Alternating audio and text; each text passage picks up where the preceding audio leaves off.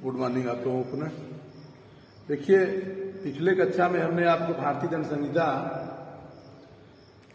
का चैप्टर 16 पर हम चर्चा कर रहे थे। भारतीय दंड संहिता चैप्टर 16 में मानव शारीरिक विरुद्ध अपराधों के विषय में बताया गया है, जो सेक्शन 299 से 377 तक है। यह जो है चैप्टर 299 से 377 तक है। इसमें हम आपको भारतीय दंड संहिता की धारा 299 में आपराधिक मानव वध, जिसको कल्पेबल होमिसाइड कहते हैं, और मर्डर, जिसको हत्या कहते हैं। अब दोनों को कई दिनों से हमने आपको विस्तार से बताया, जो परीक्षा के परीक्षा की दृष्टि से और आपके पूरे जीवन में, अगर विधि के क्षेत्र में आप हैं, विधि के विद्यार्थी हैं, तो भारतीय दंड संहिता की धारा 299 और 300 को जानना बेहद जरूरी है, और दोनों में अंतर को समझना बहुत जरूरी है।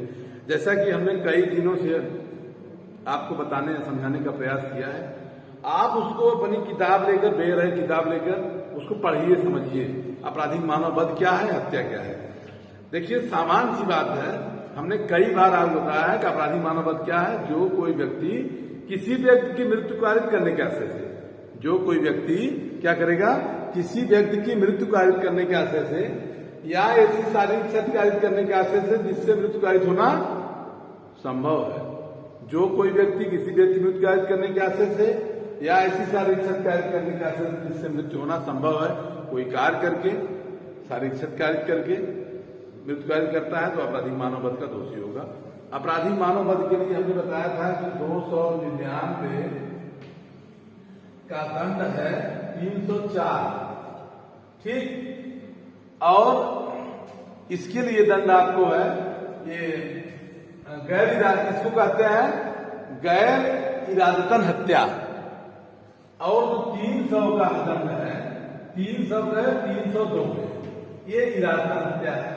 अब गैर इरादतन हत्या, इरादतन हत्या दो चीजें हैं। गैर इरादतन हत्या से तात्पर्य है, जैसे हत्या तो ये है गैर इरादतन हत्या। यहां पर आपको ये देखना है कि जैसे ऐसी परिस्थितियां हैं, आप ऐसे कह सकते हैं कि किसी व्यक्ति की मृत्यु कारित करने के आशय पूर्णतः है, यहां भी है, लेकिन तीन चीजें आवश्यक है: आशय, ज्ञान और किस यंत्र से, किस वेपन से इंजरी कारित किया जा रहा है। ये चीजें हत्या आपराधिक मानव वध में अंतर स्थापित करती हैं। हत्या आपराधिक मानव वध में अंतर स्थापित करना: इंटेंशन, आशय, क्या आशय रहा है, वेपन्स, उपकरण क्या रहे हैं, और नॉलेज, ज्ञान। आशय, ज्ञान और उपकरण, तीन चीजें आपराधिक मानव वध हत्या में अंतर स्पष्ट करती हैं, ठीक। अब आपको यहां जानना है कि आशय, ज्ञान और उपकरण आपराधिक मानव वध हत्या में अंतर जो स्पष्ट करती हैं, इसके अपवाद जो बताए गए थे, धारा 300 में 5 अपवाद बताए गए थे कि अपवादी परिस्थितियों को छोड़कर प्रत्येक मानव वध हत्या है। और आपराधिक मानव वध को आप जान गए। हत्या में बताया गया है कि आपवादी दशाओं को छोड़कर हत्या क्या है, हत्या है कि तत्मिन पश्चात अपवादी दशाओं को छोड़कर आपराधिक मानव वध हत्या है, यदि वह कार्य जिसके द्वारा मृत्यु कारित की गई, मृत्यु कारित करने का आशय किया गया हो। मतलब वहां भी आशय, यहां भी आशय, लेकिन वहां इंजरी कारित करने का है। 299 में आपराधिक मानव वध में इंजरी कारित करने का आशय है, और इसमें हत्या करने का आशय है। मतलब इसमें ऐसे कह सकते हैं कि 299 के जो अपराध हैं, आपराधिक मानव वध की, हत्या इंजरी कारित करके हत्या करना है, चोट कारित करके मृत्यु कारित करना है। और 300 में सीधे सीधे हत्या, मतलब उसको मृत्यु कारित करने के आशय से है। वहां चोट कारित करने के आशय से है, 299 में चोट कारित करने का आशय से, 300 मृत्यु कारित करने के आशय से है। अब आपको दोनों में अंतर के लिए आप कई बार हमने बता दिया, फिर बता देते हैं। आपराधिक मानव वध कब हत्या नहीं है, मतलब कब हत्या कोई करेंगे तो आपराधिक मानव वध हो जाएगा, कब, जब गंभीर प्रचार प्रकोपन होता है। कोई हत्या है, लेकिन हत्या के लिए दंड नहीं होगा, आपराधिक मानव वध के लिए होगा कब? जब वो हत्या गंभीर और अचानक प्रकोपन में किया गया है, कल इसके विस्तार में बताया था। दूसरा है आपराधिक मानव वध तब हत्या नहीं है, मतलब हत्या तब आपराधिक मानव वध हो जाता है कब? जब शरीर एवं संपत्ति के प्राइवेट रक्षा का सेल्फ डिफेंस में किया जाता है, अपनी बचाव में, अपने तान्य के शरीर की सुरक्षा में किया जाएगा तो आपराधिक मानव वध होगा, हत्या नहीं होगा। और सेल्फ डिफेंस की सेक्शन 100 बताया गया है, शरीर के प्राइवेट रक्षा के अधिकार में किए गए प्रयोग के सेक्शन 100 में बताया गया है। उस 100 के कंडीशन को आपको पढ़ना पड़ेगा, आपको समझना पड़ेगा 100 में क्या क्या है। अभी हर सेक्शन को एक साथ नहीं मतलब देखा जा सकता है। जैसे ऐसा हमला जिससे युद्ध का आशंका कायद हो जाए कि ऐसे हमले का परिणाम मृत्यु होगा। दूसरा, ऐसा हमला करता है जिससे युद्ध आशंका कायद हो जाए कि ऐसे हमले का परिणाम ग्रीवियस इंजरी कायद हो जाएगी। कोई आपके ऊपर हमला करता है या ग्रीवियस इंजरी कायद करता है या रेप करने के आशय से किसी के ऊपर हमला करता है, लेडीज महिला के ऊपर, अननेचुरल सेक्स प्रकृति विरुद्ध काम तृप्ति के आशय से हमला करता है, अपहरण बेपहरण किडनैप अबडक्शन अपहरण बेपहरण का आशय से हमला करता है, या सदोष विरोध में रखा है जिससे आप किसी लोक प्राधिकारी की सहायता प्राप्त नहीं कर सकते हैं, ऐसी परिस्थितियों में तो वहां अपने सेल्फ डिफेंस का प्रयोग करते हुए मार देंगे, मर जाएगा तो हत्या नहीं होगा, आपराधिक मानव वध होगा। वो कंडीशन साबित कर देंगे तो एग्जेम्प्टेड हो जाएंगे, सेक्शन 100 का लाभ मिलेगा जो सामान्य अपराध के अंतर्गत आता है।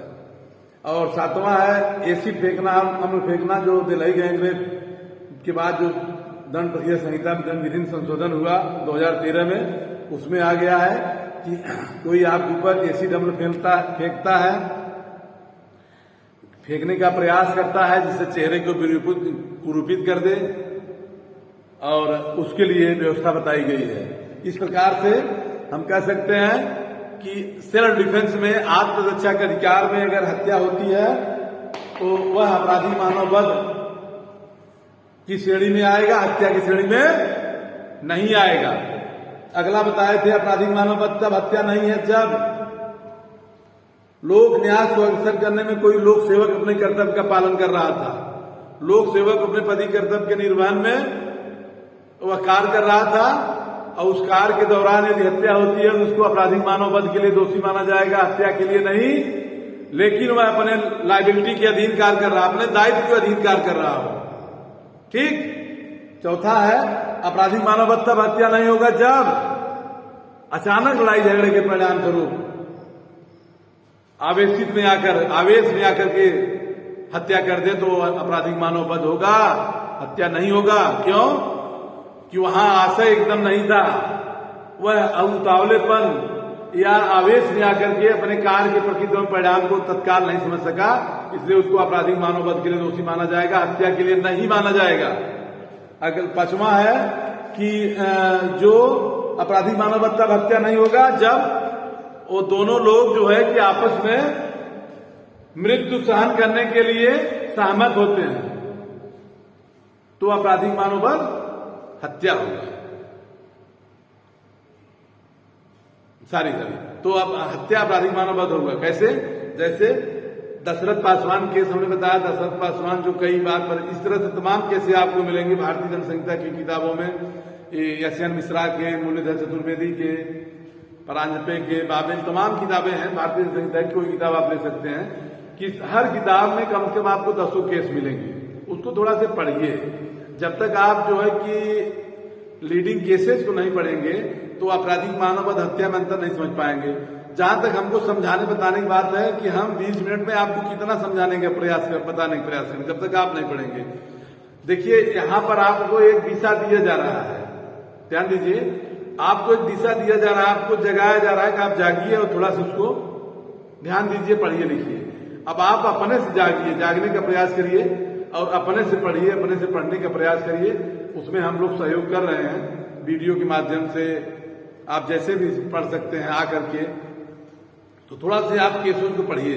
तो दशरथ पासवान की केस के आधार पर देखा गया कि वहां पर दोनों वयस्क हैं और मृत्यु को सहन करने के लिए दोनों सहमत होते हैं। एक जहर पी लेता है, दूसरा नहीं पीता है, तो उसको हत्या मुकदमा चलता है। न्यायालय के समक्ष मामला विचारण में हुआ कि हत्या नहीं बल्कि आपराधिक मानव वध होगा, क्योंकि हर व्यक्ति अपने जीवन के लिए समझ रहा है और उसको क्या करना चाहिए इस बात की उसको जानकारी है। इस तरह से आपराधिक मानव वध हत्या हो गया, इसमें अंतर आपको बता दिए हैं। अब आपको हम 301 बताएंगे। 301 है culpable homicide by causing death a person other than person when death was intended. जिस व्यक्ति की मृत्यु कारित करने का आशय था उससे भिन्न व्यक्ति मृत्यु कारित करा गया है तो आपराधिक मानव वध होगा। सेक्शन 301 कहता है कि culpable homicide by causing death of person other than person, जिस व्यक्ति की मृत्यु कारित करने का आशय था उससे भिन्न व्यक्ति मृत्यु कारित किया जा रहा है तो क्या होगा, उसका इंटेंशन नहीं था, इंटेंडेड नहीं था, तो आपराधिक मानव वध होगा, हत्या नहीं होगा। ध्यान दीजिए, सेक्शन 301 में लिखा गया है कि जिस व्यक्ति की मृत्यु कारित करने का आशय था उससे भिन्न व्यक्ति मृत्यु कारित किया गया है तो आपराधिक मानव वध होगा। जैसे यदि कोई व्यक्ति कोई ऐसी बात करने द्वारा जिससे उसका आशय मृत्यु कारित करने का हो या जिससे वह जानता हो कि मृत्यु कारित होना संभव है, किसी व्यक्ति की मृत्यु कारित करके जिसकी मृत्यु कारित करने का उसका न तो आशय था और न ही संभाव्यता का ज्ञान था, न ही आशय था न ही संभाव्यता का ज्ञान था, तो वह आपराधिक मानव वध के लिए दोषी माना जाएगा, हत्या के लिए दोषी नहीं माना जाएगा। तो वह आपराधिक मानव वध के लिए दोषी होगा, उसके द्वारा किए गए मृत्यु संभव है लेकिन वह हत्या के लिए दोषी नहीं माना जाएगा, उसका आशय वहां नहीं था। 302 में आप इसके लिए आपको दूसरे दिन हम बताएंगे। आपको 301 का अगले दिन हम आपको बताएंगे, जो नेग्लिजेंस द्वारा, उपेक्षा द्वारा मृत्यु कारित करना आप कह सकते हैं, नेग्लिजेंस करता है। 302 में हत्या है, जो कोई हत्या के दंड, जो कोई हत्या करेगा उसको आजीवन कारावास अथवा मृत्यु दंड से दंडित किया जाएगा, फांसी से लटकाया जाएगा। भारतीय दंड संहिता में जैसा कि आपको मैं बता चुका हूं कि 11 जगह मृत्यु दंड बात बताया गया है। कुल 511 धाराओं में 11 धाराएं ऐसी हैं जो फांसी की बात करती है, बाकी धाराएं सब फांसी की बात नहीं करती हैं, जिसमें 121 भारतीय दंड संहिता की धारा 121 है राष्ट्रद्रोह के संबंध में, 132 सैनिक विद्रोह संबंधित है, 194 मिथ्या साक्ष्य देने से संबंधित है, 302, 305 और इसके बाद 307, 364A, 396 और इसके साथ 376, 376B, 376D, इस तरह से 3 सेक्शन है। तो कुल मिलाकर के भारतीय दंड संहिता में कुल 11 जगह मृत्यु दंड के बाद फांसी लटकाने की बात किया गया है, बाकी जगह आजीवन कारावास है। इसके बाद हम देखते हैं 303। 302 तो बहुत महत्वपूर्ण है, उसको आप परिभाषा में उसे समझी गए हैं। 303 को समझिए क्या है। अपील 302 में अपील कहाँ हो, कैसे होगी तो बाद देखा जाएगा। 303 आजीवन दोष सिद्ध के पश्चात कोई हत्या करता है उसको फांसी लटका दिया जाएगा। आजीवन दोष सिद्ध द्वारा हत्या के लिए दंड 303 भारतीय दंड संहिता से निकल गया, पहले था। अब आपको बता दें कि मिट्ठू सिंह पंजाब राज्य AIR 1983 केस है, ध्यान दीजिए। मिट्ठू सिंह बनाम पंजाब राज्य AIR 1983। इस केस में था कि मिट्ठू सिंह आजीवन कारावास भोग रहे थे और पुनः हत्या कर दिए, तो भारतीय दंड संहिता की धारा 303 में लिखा गया है, 303 में कि जो कोई आजीवन कारावास भोगते हुए हत्या करेगा तो उसको सीधे फांसी लटकाया जाएगा, 303 में। अब बाकी धाराओं में क्या लिखा है, बाकी धाराओं में लिखा है कि आजीवन कारावास, बाकी धाराओं में लिखा है मृत्यु दंड अथवा आजीवन कारावास, लेकिन 303 में लिखा गया है कि जो कोई व्यक्ति आजीवन कारावास दंडादेश के अधीन होते हुए हत्या करेगा उसको सिर्फ फांसी में लटकाया जाएगा। अब मिट्ठू सिंह का मामला 1983 का है, इन्होंने भारतीय संविधान के अनुच्छेद 14 और 21 का हवाला देते हुए इन्होंने अपील किया, रीट किया माननीय सुप्रीम कोर्ट में। इनका ये कहना था, भारतीय संविधान का अनुच्छेद 14 कहता है equal before of law and equal protection of law. विधि के समक्ष समानता था, विधियों का समान संरक्षण। राज्य किसी व्यक्ति को विधि के समान समानता था, विधियों के समान संरक्षण से वंचित नहीं करेगा। ये हमारे भारतीय संविधान का अनुच्छेद 14 कहता है। अब इस आधार पर इन्होंने कहा कि अन्य धाराओं में आजीवन कारावास की बात कही गई है, मृत्युदंड की, लेकिन 303 में सिर्फ फांसी की बात कही गई है। अगर किसी को फांसी दिया जाता है वैधानिक रूप से तो यह भारतीय संविधान का अनुच्छेद 21 का उल्लंघन है। 21 में लिखा गया है किसी व्यक्ति को उसके प्राण एवं दैहिक स्वाधीनता को विधि द्वारा स्थापित प्रक्रिया के अनुसार ही वंचित किया जाएगा अथवा नहीं। No person shall be deprived right to life and personal liberty except to according procedure establish by law. अब भारतीय संविधान का अनुच्छेद आर्टिकल जो है कि 14 और 21 ये दोनों का हवाला देते हुए 303 को असंवैधानिक घोषित करने के लिए ये मिट्ठू सिंह जो है माननीय उच्चतम न्यायालय में अपील करते हैं। उच्चतम न्यायालय के समझ मामला जाता है। उच्चतम न्यायालय ने मिट्ठू सिंह बनाम पंजाब राज AIR 1983 के मामले में भारतीय संविधान के अनुच्छेद 14 और 21 के परिप्रेक्ष्य में 21 में कहा गया है ना कि प्राण एवं दैहिक स्वाधीनता को प्रोसीजर एस्टेब्लिश बाय लॉ विधि के द्वारा स्थायी प्रक्रिया के अनुसार ही वंचित किया जाए तो मनमाना नहीं। तो भारतीय संविधान का अनुच्छेद 303 मनमाना है। मनमाना इसलिए है कि अन्य धाराओं में लिखा गया मृत्युदंड अथवा जीवन कारावास, लेकिन 303 में लिखा गया सिर्फ फांसी, इसलिए मनमाना है और इसको निरस्त किया जाए। माननीय उच्चतम न्यायालय ने भारतीय जनसंख्या धारा 303 को निरस्त कर दिया। अब ये निरस्त हो गई है, अब 303 नहीं रह गया है, 303 निरस्त हो गया है, ध्यान दीजिएगा। और 304 को अब 304 बताते हैं। हत्या की कोर्ट में न आने वाले अपराधी मानव वध के लिए दंड की बात बताया गया है। जैसा कि आप 299 हमने बताया था, जो कोई ऐसा अपराधी मानव वध करेगा, मतलब 299 जो कोई ऐसा अपराधी मानव वध करेगा जो हत्या कोर्ट में नहीं आता है, यदि वह कार्य जिसके द्वारा मृत्यु कारित किया गया है, मृत्यु या शारीरिक क्षति या जिसके द्वारा मृत्यु कारित होना संभव हो कारित करने के आशय से किया गया है, तो उसे आजीवन कारावास या दोनों में से किसी बात कारावास जिसकी अवधि 10 वर्ष तक हो सकती है दंडित किया जाएगा। अथवा यदि वह कार्य इस ज्ञान से किया गया हो जिससे मृत्यु कारित होना संभव है, किंतु मृत्यु या ऐसी शारीरिक क्षति जिससे मृत्यु कारित करना संभव है कारित करने के आशय के बिना किया जाए, वह दोनों में से किसी बात कारावास जिसकी अवधि 10 वर्ष तक हो सकती है। देखिए 299 304 299 में 2 पार्ट है।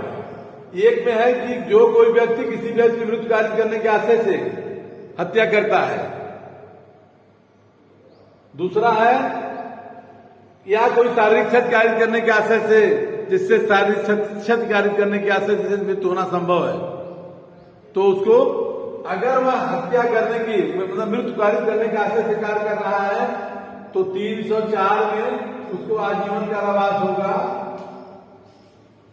और नहीं तो 10 ईयर का सजा होगा जब वह इंजरी कारित कर रहा है।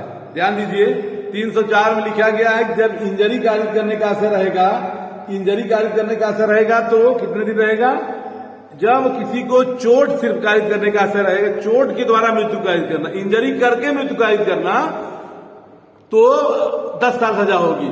लेकिन यह आशा है कि इसका परिणाम मृत्यु होना संभव है, मृत्यु हो ही जाएगी, उसको आजीवन कारावास होगा 304 में ही। धन्यवाद।